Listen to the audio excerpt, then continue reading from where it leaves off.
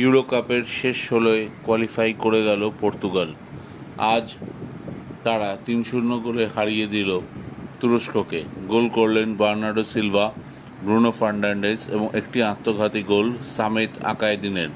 Ronaldo গোল না পেলেও দারুণ খেললেন, একটি অ্যাসিস্ট করলেন। আজ এই অ্যাসিস্টের সঙ্গে সঙ্গে তিনি হয়ে গেলেন এই ইউরো কাপের হাইয়েস্ট অ্যাসিস্ট করা ফুটবলার। একদম নিঃস্বার্থ ফুটবল তুলে ধরলেন রোনাল্ডো। তুর্কিকে উড়িয়ে দিয়ে পর্তুগাল বুঝিয়ে দিল তারা চ্যালেঞ্জ নিতে তৈরি। ২০১৬ সালে চ্যাম্পিয়ন হয়েছিল পর্তুগাল।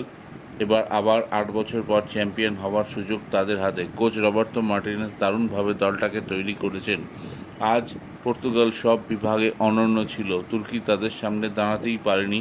ভাগ্য খারাপ রোনাল্ডোর, তিনি গোল পাননি, পেতেই পারতেন। তবে দেখা যাক আগামী ম্যাচে তিনি গোল পান কি না। আমার এই ভিডিওটি ভালো লেগে থাকলে সাবস্ক্রাইব করুন বেশি করে।